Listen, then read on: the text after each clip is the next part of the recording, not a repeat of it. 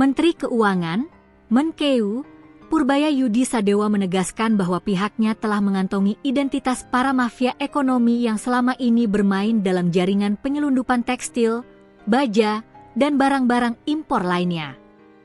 Penangkapan besar-besaran bagi mereka akan dilakukan dalam waktu dekat.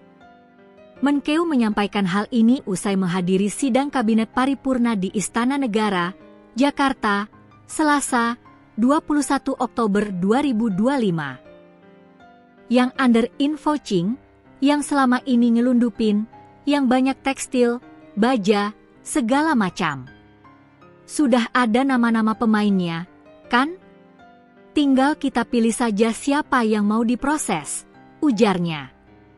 Target utama, tekstil, baja, rokok ilegal.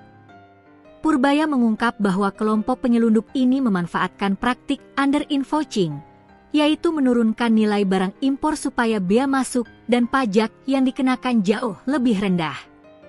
Sektor yang disorot antara lain tekstil, baja, serta barang impor lainnya yang memasuki wilayah Indonesia secara ilegal atau dengan tarif rendah karena penyalahgunaan dokumen.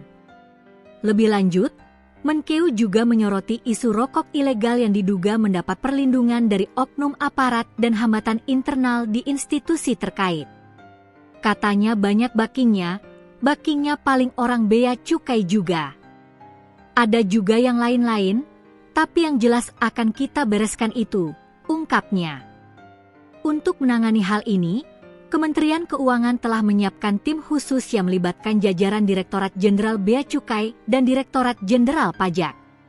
Tim ini akan fokus ke identifikasi, penyidikan, dan penyetoran nama-nama cukong atau pemain besar yang selama ini beroperasi dalam bayang-bayang. Mengapa sekarang? Langkah ini muncul di tengah upaya pemerintah memperkuat penerimaan negara dan memperketat pengawasan terhadap aliran barang ilegal serta kebocoran pajak dan bea cukai. Saat ini pemerintah ingin tidak hanya mengejar pendapatan, tetapi juga membangun mekanisme yang memastikan keadilan fiskal, yaitu bahwa yang bermain curang harus ditindak, kata seorang pengamat pajak di Jakarta. Purbaya sendiri secara terbuka menyatakan bahwa kebijakan ini merupakan bagian dari reformasi internal Kemenkeu, langkah membersihkan institusi dari oknum yang menyalahgunakan jabatan. Ia mengaku tak segan menindak pejabat pajak atau bea cukai yang terbukti bermain dalam jaringan penyelundupan. Potensi dampak ekonomi dan fiskal. Jika penindakan berjalan efektif, ada dua dampak utama yang bisa muncul. 1. Peningkatan penerimaan negara dari bea masuk, pajak impor, dan denda atas penyalahgunaan. 2. Peningkatan keadilan dalam perdagangan internasional dan domestik, yang pada gilirannya mendorong persaingan yang sehat, terutama bagi pelaku usaha yang jujur. 3. Pengamat ekonomi menyebut bahwa jaringan penyelundupan tekstil dan baja bisa menyebabkan kerugian negara triliunan rupiah setiap tahunnya, baik melalui pajak yang hilang maupun bea masuk yang lebih rendah dari seharusnya.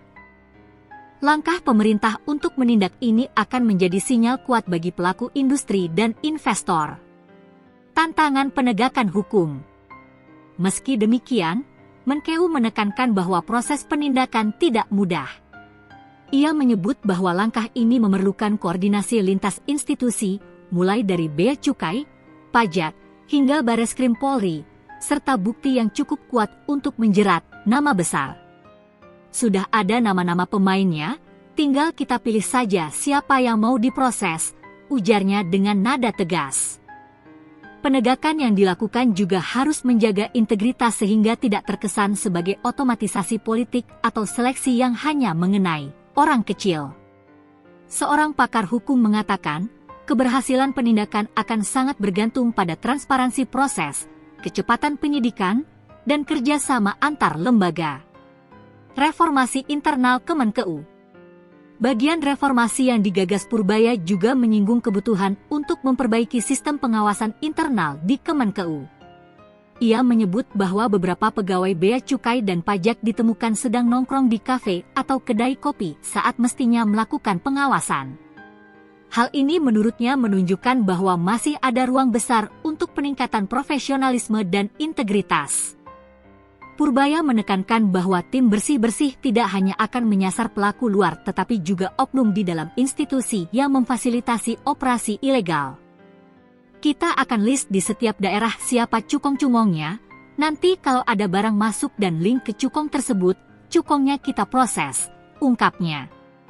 Aspek strategis, fiskal, perdagangan, dan industri.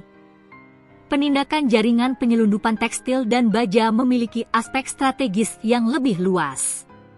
Dari sisi fiskal, memperkuat basis penerimaan negara, mendukung defisit anggaran dan pembiayaan belanja publik. Dari sisi perdagangan, menegakkan aturan impor dan mencegah praktik curang yang merugikan industri domestik. Dari sisi industri, mendorong persaingan yang sehat dan melindungi pelaku usaha yang bermain secara patuh terhadap aturan. Dengan demikian, langkah ini bukan hanya soal penegakan hukum, tetapi juga bagian dari strategi pembangunan ekonomi jangka menengah yang digagas pemerintah. Langkah selanjutnya, Purbaya menegaskan bahwa dalam waktu dekat akan diumumkan operasi penangkapan besar-besaran terhadap para mafia yang telah dikantongi identitasnya. Masyarakat dan dunia usaha diperingatkan bahwa era toleransi terhadap penyelundupan barang impor dan ender poaching telah berakhir. Kementerian Keuangan akan mempublikasikan secara terbatas perkembangan kasus-kasus yang ditindak untuk menjaga efek jera dan meningkatkan kepercayaan publik. Menkeu juga mengingatkan bahwa kerjasama antar lembaga sangat penting. Ini bukan soal satu kementerian, ini soal seluruh sistem fiskal dan perdagangan bekerja.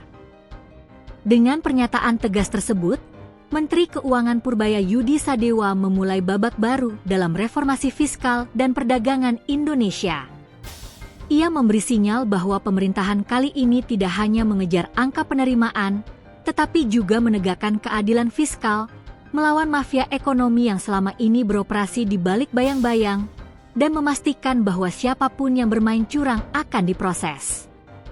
Jika benar dilaksanakan dengan baik, kebijakan ini berpotensi menjadi salah satu tonggak penting dalam memperkuat tata kelola negara, meningkatkan penerimaan, dan memberikan harapan baru bagi pelaku usaha yang bermain jujur. Era baru memang membutuhkan tindakan nyata, dan hari ini, Purbaya telah meletakkan langkah awalnya.